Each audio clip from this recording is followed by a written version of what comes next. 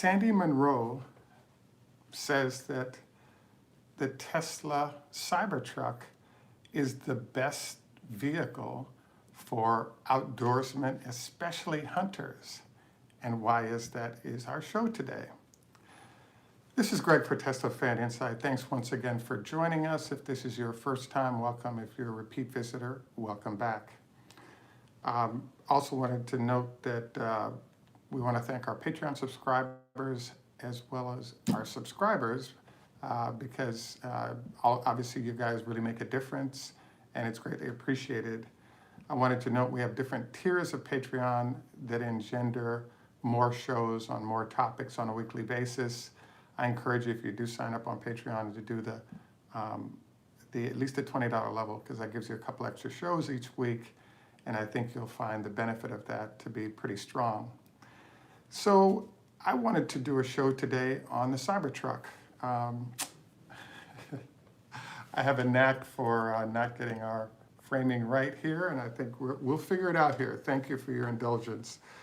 I wanted to know, so what happened this week is I was in Detroit. I had a chance to go visit Munro and Associates, which, as you know, Sandy Munro is a company that's based in Michigan, but they have offices around the world. And what they specialize in is they actually purchase vehicles that are new that come out, and they actually tear them apart on behalf of, one, identifying what they have, but on two, to help competitors understand what they're dealing with as a competitive product. So evidently Sandy is one of the top companies in the world that does this, and you know, he's sort of the man. So it's pretty awesome to be able to get in and get an interview with him, and he and his staff were really nice to me, despite the fact that I only called like 15 times and didn't get a response. But when I finally was able to get through and get a meeting done, it was pretty thrilling, and therefore I decided that we're actually definitely doing the first show, but we'll probably do 2 or 3 shows that emanate from what we learned on that trip.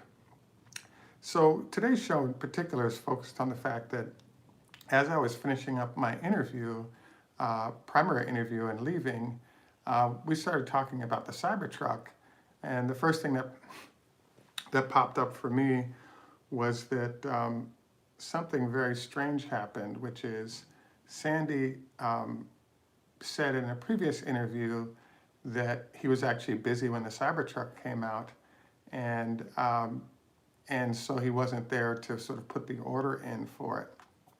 And so the funny thing that I noticed about that conversation that staff had was Sandy asked his staff, well, how many trucks did we order? And from his staff, he found out that his company had ordered 5 of them. And so I was like, wow, that's amazing. And I was like, and so, you know, they only spend $500 because it's a $100 reservation. And by the way, this might affect what the real reservations are for the Cybertruck, because I suspect that there are people out there putting up $200-300 because it's not a big deal, who, if it was a $2,500 deposit, the number of orders might have been down by at least 20%, if not 50%. So let's not get carried away with the 560,000 units that are said to have been ordered. So, so I asked him, I said, Sandy, you know, well, I was impressed that as the CEO owner, he wasn't angry at those that had ordered 5 units when they only are supposed to have 1 and then possibly 1 more that they could, in theory, you know, drive around while the main machine had been ripped apart.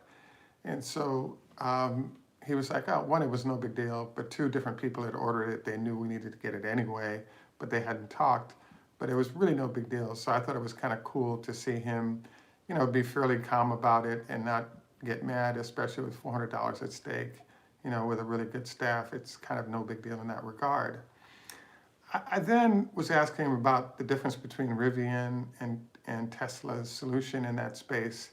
And he looked at me and he goes, for my needs, there's no doubt that the Cybertruck is a superior product, even to Rivian. And I was like, well, you know, what's your data points on that, Sandy? And his response was, well, first of all, you've got to recognize that I'm a hunter and I really enjoy hunting. And so the way the Cybertruck works on an optimized basis is that I can drive over near where my blind is for hunting, and what I can do is pull up in the Cybertruck and park. I can then lower the back covering for the truck, and I can actually turn the heater on and go to sleep back there. I can then, sleep for whatever number of hours I feel like, and then wake up, and I'm nice and warm, and I can ease over to my blinds, and sit up there and wait for the deer to come by so I can, make my pick and hunt comfortably. He then said that the problem is that, like, for example, if you look at Rivian, they really don't have a solution similar in the manner that Tesla has done the Cybertruck with the back of the truck that fully covers in that fashion. So that's a huge advantage for hunters to have that situation. So his first point was, if I bring my current Jeep over there and I want to stay warm overnight, I've got to run the engine. And that engine noise means that nothing will get near me at all. So the fact that I'm actually doing the Cybertruck is great because there's no noise as I provide my heat. I can locate near my blind. So his point was, I can have a location that's very close to the blind that I want to get into. So in theory, he could even be in the snow out there because there's no movement, no noise. He can stay warm and then climb up in the blind and be ready to hunt.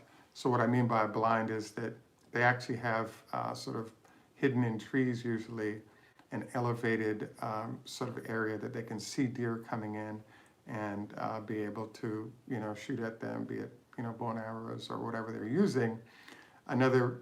Usually, I guess because of winter months, clearly there's no foliage to cover it, but they'll often do sort of a small house that's in the tree basically, and that allows them to not be seen as they're hunting. So in essence, he has a blind out there. He said, as we reviewed, the cover supports comfortable sleeping, so you don't have to freeze to death. I actually thought that most people that hunted only hunted during the summer, but if in Detroit where he lives, winter is like 3/4 of the year. So if you want to hunt and you want 3/4 of the year, freezing their buns out there would not be a good deal. The other thing I was thinking about that he didn't talk about is that I'm actually not a hunter, but I eat meat. And so I made a note here that I kind of felt bad for the deer because the Cybertruck is going to cause the deer population to really drop, because as hunters get a feel for how effective this item is, I think those deer better watch out, because Elon is actually helping the deer population to dip with all the hunters that'll be buying the Cybertruck and hooking them up from their blinds. So there's going to be a lot more deer meat on the tables and a lot more dead deer because of Sandy Munro, not just Sandy Munro, from the Cybertruck driven by Elon's activities. So Bambi, you should watch out. The other thing that kind of came up at the end of our interview that I didn't put in, but I will be showing you footage of the original interview after we finish editing it. We started having a conversation about towing capacity. So what the issue is that there was a show that we did that was based on another show that came out that pointed out that uphill tows by the Model X results in very short range, like 70 miles, even on a 300-mile battery when you're towing, 5 or 10,000 pounds, whatever the number was. And so this was sort of introduced as clearly a drawback for electric vehicles and something that one might have to think about. And so I was kind of intrigued because, I asked him about, well, what about the fact that the towing capacity is kind of low? And what he said to me was, I don't think that's that big a deal. And I was like, why is that? And he said, well, think about it. If you're a tow-heavy type of person, why not just toss some batteries in the towed vehicle to enhance the range capability of the vehicle? So I was like, wow, I didn't think of that. That's a very good point. I was thinking that, you know, Tesla clearly isn't giving you the extra towing capacity by itself, but obviously aftermarket is an option as a way to get batteries back there to reduce the impact on your range that's associated with towing. So, you know, very smart man. If anybody at Munro is viewing, we want to thank you again for taking time out to talk and, you know, squeezing us in for a few minutes with Sandy. It was greatly appreciated. The next thing I wanted to review is sort of my general feel. And again, we're going to have a video out by Sunday where we edited my interview with him. I really think it's almost like a 3-show type of thing. There are certain people you meet after you talk with them. You can kind of look at the video and see, okay, I could just make this a one-shot deal. You see the whole thing, but it could be you slice it in 2, and then you're able to sort of carve out all the things that were covered that were really interesting. And I really, really think it's that versus just a one blaster, because it was a, you know, unique encounter with him and an opportunity to learn more about his process and his firm, and that was really exciting. So in general, what he shared with us is just the fact that he feels like Tesla is the best of breed right now. Everybody is chasing to catch up. There are even some things that Tesla is doing that's unique and interesting that are way ahead of the industry. And even he didn't understand what they were doing. It's taking them time to study and understand so that competitors can consider additions of that sort to their vehicles. You know, from an optimization standpoint, the biggest thing that I noticed is as I went through all the parts of different electric vehicles and what people were doing and what his comments were, was that I'm sort of shocked at the fact that Tesla hasn't been closed out by competitors. So be it the motor, be it the electric batteries, be it using LG versus, you know, the nature of the battery structure, I was just shocked at the number of different ways in which, in theory, the major OEMs should be on the process now of starting to close out Tesla, but it ain't happening. And there's a whole bunch of small and large things related to what Tesla does that you can see in the parts. I guess another thing I was surprised by, and I may have to just do a parts show within the car because they actually tore apart and have the parts for the Model 3 sitting out, including sort of the battery torn down a little bit. Usually people tear down the Model X's, but I haven't seen a lot of Model 3s torn down to like everything. And so you can look at circuit boards and, you know, what's going on with the battery, so you can see changes from the battery pack for the Model X and Y over to the Model 3. I hadn't seen teardowns fully like that yet, with, you know, sort of details. So these are the type of things that he dove into that I think represented, you know, really cool looks at what Tesla's up to in the car that I really hadn't seen anywhere before. And it's very exciting to have a chance to be exposed to it. And as I said, we'll have another show about the Munro interview by Sunday, which is tomorrow. I've been eager to edit, but I've not been in a position to do so. So I'm actually looking forward to doing that. Any rate, you know, as just a review, according to Sandy Munro, number one, the towing capacity issues that electric vehicles have is not a big deal because there's a way to solve that if you want to do so with the Cybertruck, number one. Number two, he feels that it's actually a superior vehicle as an electric vehicle to Rivian or anything else, particularly because that rear cover gives outdoorsmen and women some options. I kind of feel like, based on how he's describing it, you might be able to configure your Cybertruck so it's basically an outdoor SUV that's weather independent for you to be able to enjoy it. And therefore the covering in the back that they chose ends up making it a really superior vehicle. So again, Sandy, I appreciate the time, and thank your staff for squeezing me in there. We will have another show with some edited video from that interview tomorrow, and pretty awesome. Any rate, this is sort of the end of our formal show on this topic today. Feel free to fire questions. I saw a few hellos there from Donovan and others. Wow, the audio is a bit low. I definitely can fire it up a little bit here. Let's see here. Cool. So, any rate, we are at the end of the show, but we will get this addressed. I would just say that I can't argue with his statements. I think the Cybertruck's a great vehicle because I live in the city. It's not a fit from a parking standpoint, but I can definitely see for people out in the countryside, this is a great product and very well worth the time and money.